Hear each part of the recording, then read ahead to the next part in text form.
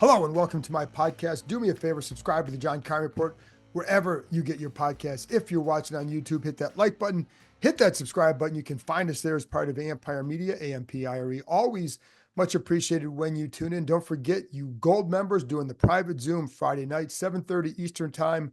Also, I will be doing my 5 things I think, getting you ready for not just the Panthers game, but trying to provide you insight about other matters going on with the Commanders. So that'll come out Saturday morning, and we will get injury updates Friday afternoon, and that means Brian Robinson. Obviously, there's a good deal of optimism as I record this Thursday for him playing on Sunday. Anyways, today, this is about Fred Smoot. So I wanted to have the former Washington Redskins corner on to talk about a variety of things, including Darrell Green, since Darrell Green's number is being retired on Sunday. And I wanted to get the perspective of somebody who was in the room with him. What made Darrell Green unique as a corner in addition to speed? It wasn't just that.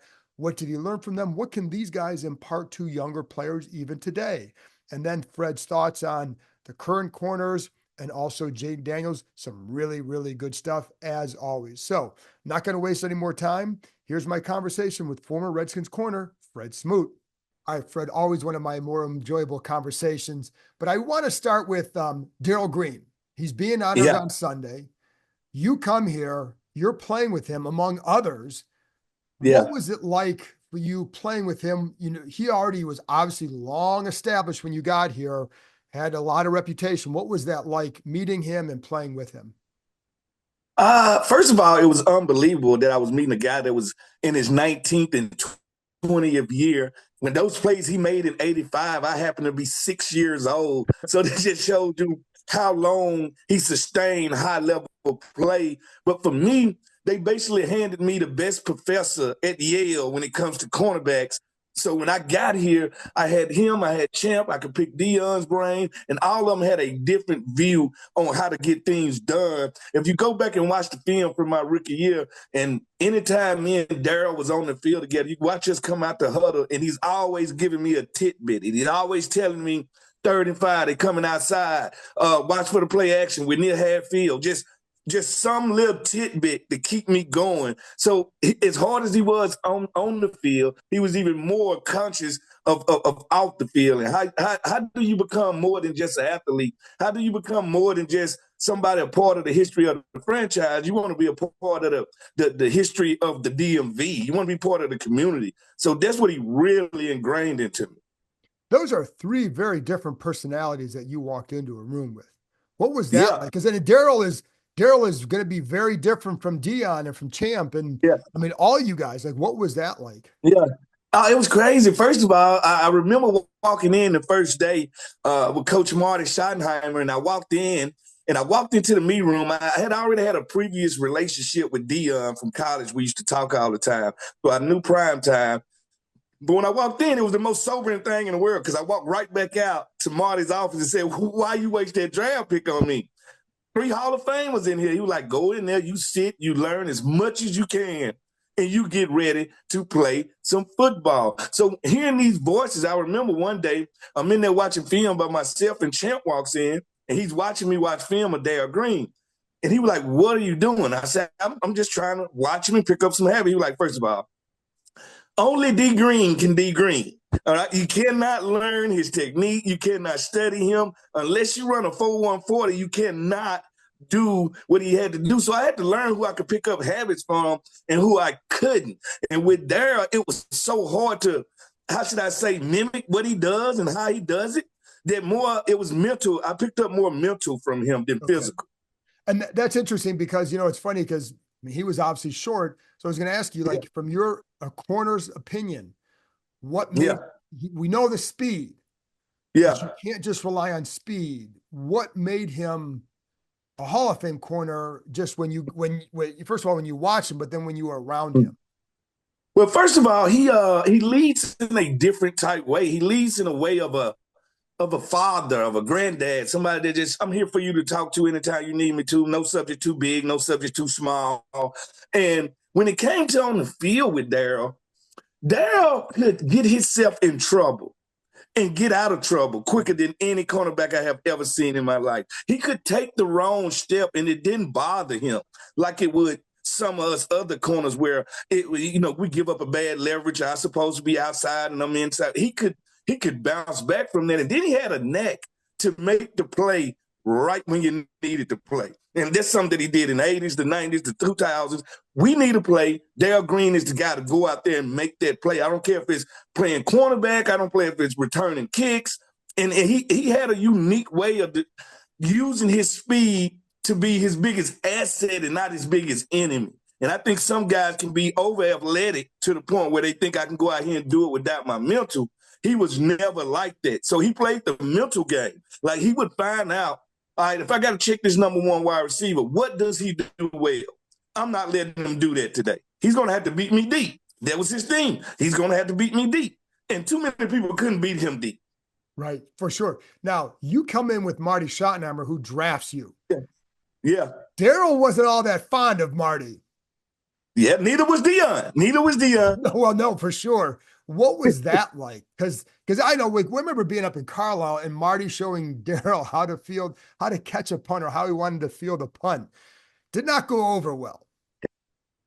I've been saying it was kind of outputting because Marty was a DB guy. So he would come over there where the corner's at and he's teaching us technique. And he's trying to teach these two old barons, Deion and Darrell Green, and they're just not listening. Like, it ain't that they was being disrespectful. They wasn't. But you're going to keep telling guys that been in the league 16, 17 years, all of a sudden I want you to switch your technique up and trust what I say. It just wasn't rolling over well. Now, me and Champ was blank. We was blank papers, blank sheets of paper. You could put anything on us and we was going to listen. But these chiseled veterans, these Hall of Famers, they push back a little bit because they want to do things their way. And they also wanted to teach me and Champ. Like they really want to be very hands-on on how we did things and the way we did things. So they kind of rubbed each other the wrong way in there. So it was some times where it got awkward. Yeah. What did you think of him? Marty. Oh, Marty? I loved Marty. I only knew one way. Like, that was my first pro coach. I love his intensity. I love the way he put out what I wanted to do, what I wanted to get done, and this is how we're gonna do it.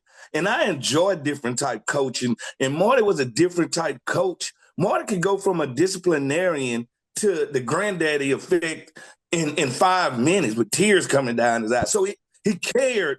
But he set a standard. And I must say, I think if they give Marty a couple of more years, we could have really developed into a very good team because he had really put a foundation down there. So he's a guy that his expectations are high. He wants to win. He knows how to win. And he wants you to follow that blueprint at all times. For sure. And I adored Marty. I loved him. So the last thing on Darrell, you guys are very different personalities. He's quieter and all that. You're a little bit more Fred. Yeah. Did you ever, you're the young rookie coming in like this. Yeah. He's the the old vet. Like, did you ever drive him nuts? I did all the time, and sometimes on purpose. I remember when they first introduced us, and it was like, Darrell Green, I want you to meet Fred Smoot. Fred Smoot, I want you to meet Darrell Green. Darrell, it's your job to make sure he's okay. So it was like they threw me in his lap. And I think I did a good job of kind of reinvigorating him, bringing some joy back to the game for him because time was starting to wind down. And I think I did a good job of making every practice fun for him.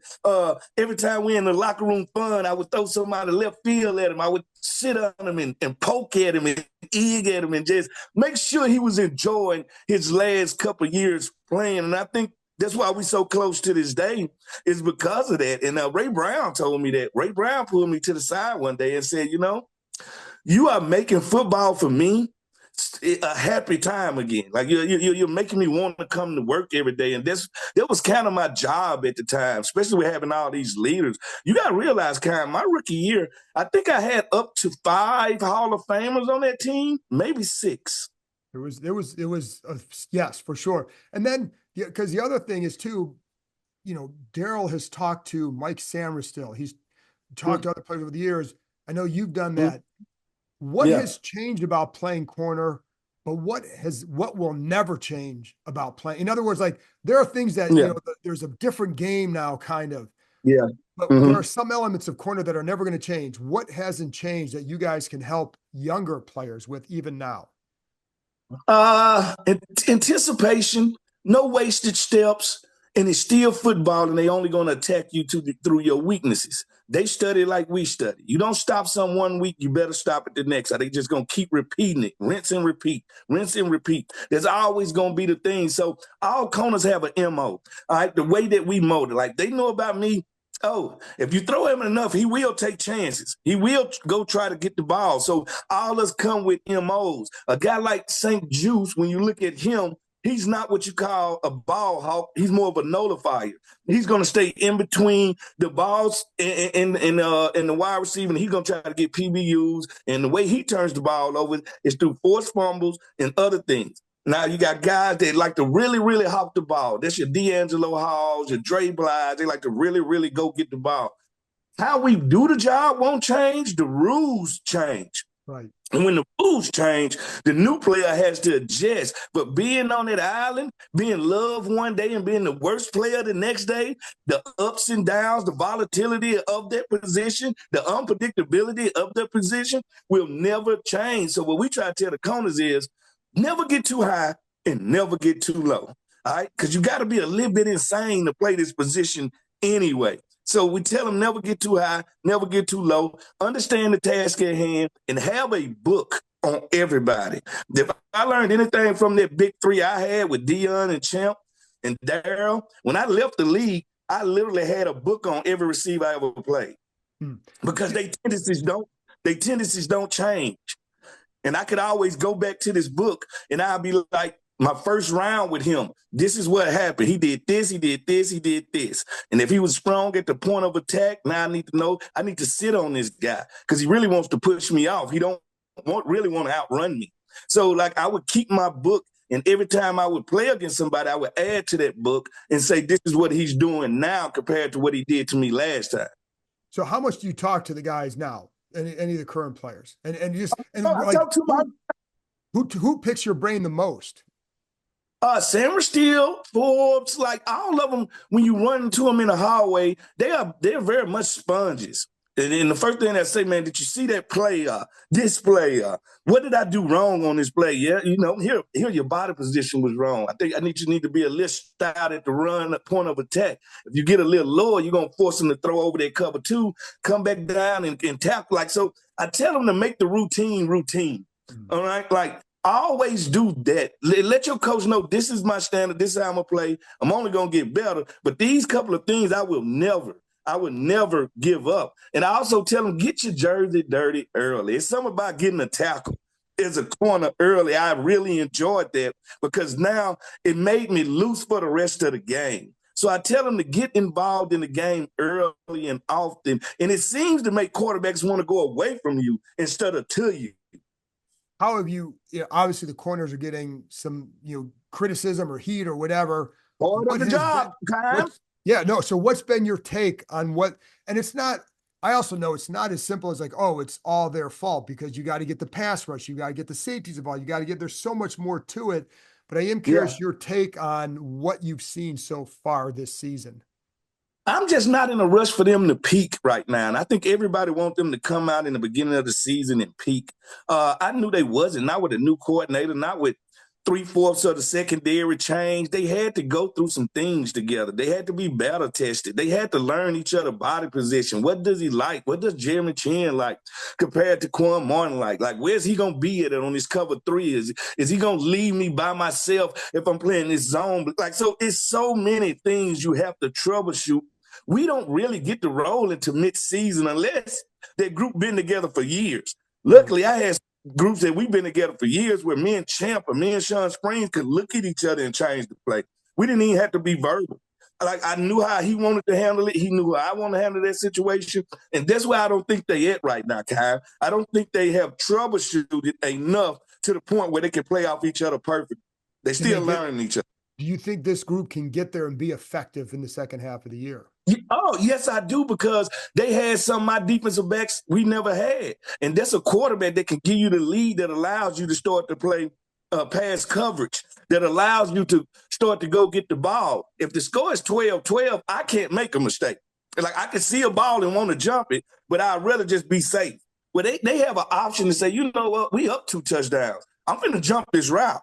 All right, so they have – it's different between a defense that plays with the lead and a defense that plays tight games. Tight games, your room for error is very slim. When you don't have it, now you get to play some games and some Jedi mind tricks with some guys. I just don't think that they've made it to that level yet where, one, they know how Coach Witt wants them to play, because that's the most important person right now is Coach Witt. How fast is he installing and how much is he putting on their lap? And that's the key. He's seeing who can take a lot of it. You see, Sanders still has moved outside. So that says a lot right there. I was going to ask you about him too, because to me, what it says is, you know, and I've said this on my podcast time and time again, that his best spot is inside. However, they need him outside, and he's tough, he's competitive, he's willing. So what do you see from him as a corner in general, inside and outside? Just well-rounded when it comes to, I can get physical with the best of them. I can most definitely run with them inside or outside. But he also has this mental capacity to understand situations. And it's starting to slow down for him. That's what I'm starting to see. A guy that's not as anxious, a guy that is not really, how should I say, playing with his hair on fire, like uncontrolled chaos. It's starting to be controlled chaos. And I think that's what's happening to him is the game is slowing down. His view of the game is changing. That's how he makes that play in Baltimore, being Johnny on the spot. That's who I expected him to be. Yeah. But I also expected a learning curve because, Keim, it's harder to learn how to play corner in the inside in the NFL at the start of your career than the outside, because on the outside, I got a certain route tree that I'm defending. On the inside, I'm defending the entire route tree. So it's a different view of the game. And I think once they put him on the outside, they saw like, okay, the outside has slowed him down compared to the inside. Because in the inside, you're a part of the run front. And I think that's where it was starting to mess with him in the inside, where in the outside, if it's not a toss sweep counter, you don't have to worry about being responsible for the run. Well, I also wonder, because early on, there were some issues with leverage inside too. And I would imagine that comes from exactly what you're saying, that you've got to defend so much. Yeah, you got to see so much of the field in the pass game, and you got to defend the D gap, the C gap. And sometimes if they running a deep counter back to you, you got to show up in the A gap. So it's so different. And with the NFL being so fast as it is, I can understand why it was just chaos in his head at the time. And that's where they say, let's move him outside. Let's put a veteran inside. And let's see, can we calm the whole defense down? No, and I also give him a lot of credit because he's not a big guy and he is tough. And that's one of the things that, I mean, I've been around him and he's just not that big. And yet he sticks his nose all the time in there. Well, guess what? Your size is an advantage no matter what it is. If you're 6'5", it's an advantage. If you're 5'8", it's an advantage. The one advantage he has in the tackling game is he has a low center of gravity. Like, you have to get lower than him. And most wide receivers and most running backs can't get lower than him. So everything comes with advantage, and he knows how to play with that low leverage. I always even when I would coach kids back in the day, I'm like, whatever your size is, use it to your advantage. If you're short, you've got some advantages there, so use it. What about with Forbes? What's gone on with him? What haven't you seen this year from him? I think it's very similar to a hitter in baseball. A James Wood comes out and for a whole month just can't get it to go over the gate, got the yips, what they call it in baseball. And I think with him is he got the yips. He need to see a ball touch his hand and be completed. You know what I'm saying?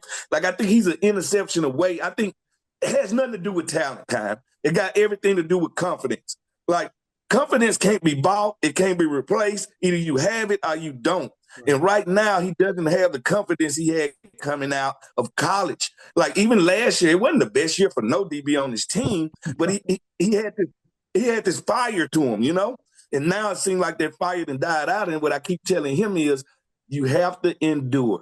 It's the long haul at the cornerback position. You have to endure. And the one thing you cannot do when it comes to personality is you can't be up and down. You can't be up and down because your play would mimic that. Your play would mimic your confidence. And I never had a problem with confidence. You never knew when I was down. You never knew. I could have a bad game and give up 100 yards. You put the mic in my face, I act like I just shut him down. Like, it's just such a mental battle.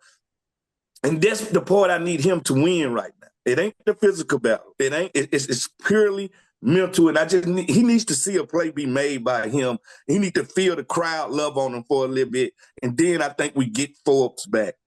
And then the last one on St. Juice too. One of the things I was talking to someone the other day, they're like, he's having to cover receivers that maybe he wouldn't be covering with another corner on the other side. And like they thought like, well, sometimes he's getting put on on receivers, that are a little bit shiftier, quicker, and it doesn't help him. So I'm curious, and that's not to absolve anything, but I am curious, like what you've thought of him and how how they're needing to use him, not how, because like you use the guy the way you need to use him. It just might not always, you wonder if it's always the best fit for all that. But I'm curious your take on that. Well, the thing about when it comes to St. Juice, I think the number one thing that makes him special is his ability to be physical. And I don't think he utilizes that all the time. And when it comes to small receivers, I was considered a tall cornerback when I came in the league. With the Santana Mosses of the world give me problems. Not the Plexico Burzes, not the T.O., not the Randy Mosses, but if you put the jitterbugs in front of us, that's when we can, one, lose sight of them. Two, they're way better after the catch. And I think that's what made T.O. so good as a big receiver. He could get lots of yak.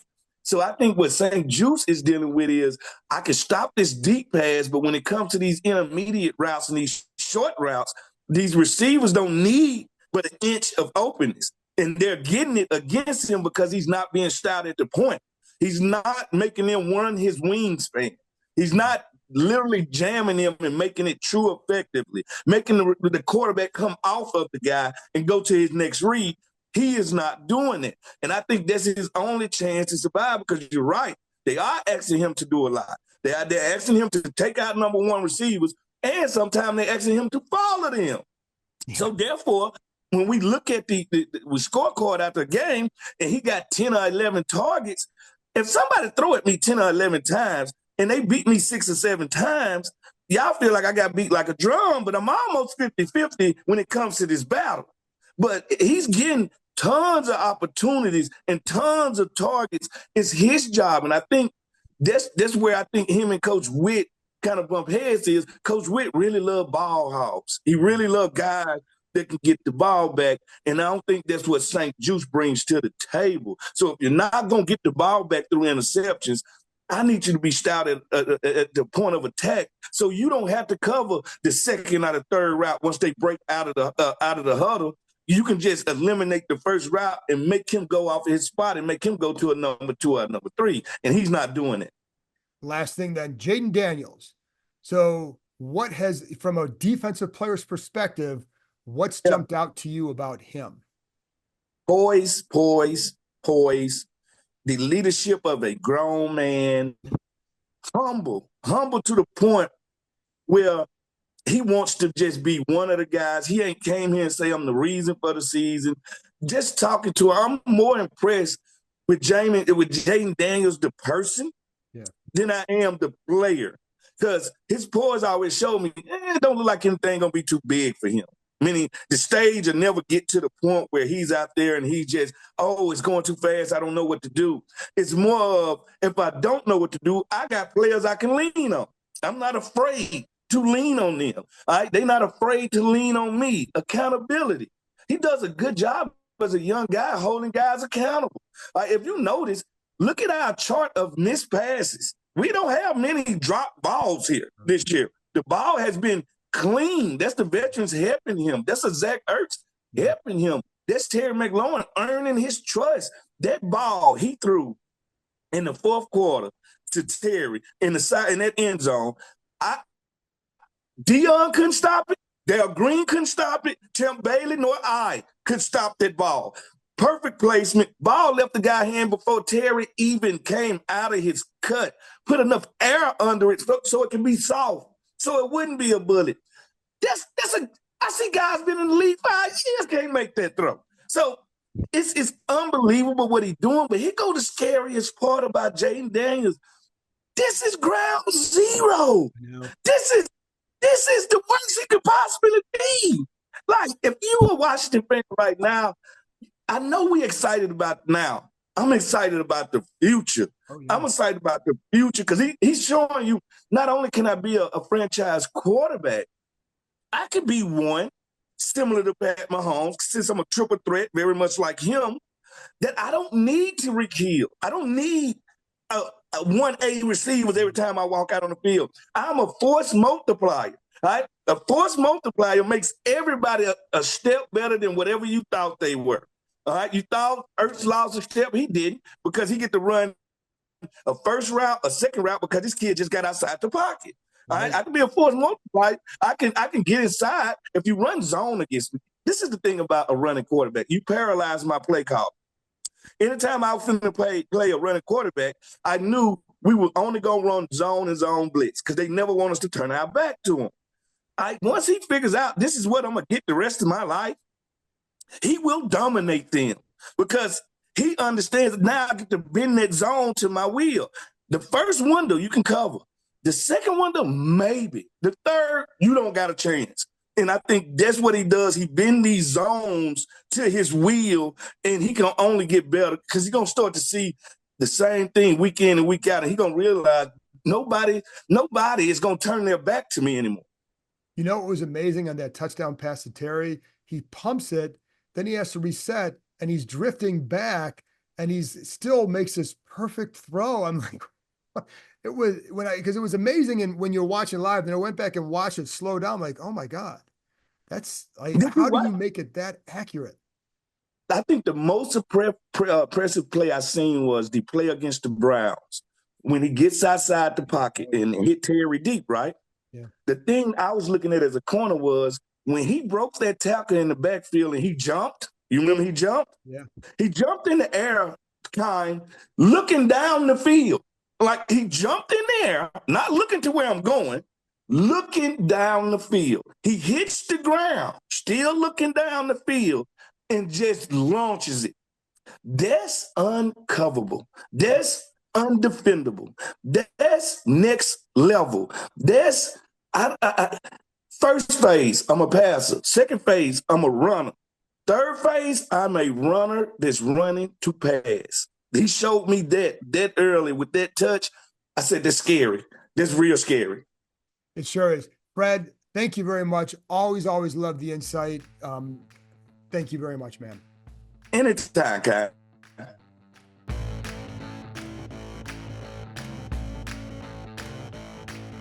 That's it for this episode. Thanks to Fred for joining me, and thank you, as always, for tuning in. I'll be back on Saturday morning with 5 things I think, getting you ready for the Panthers game and providing insight into what's going on with the Commanders. Talk to you next time.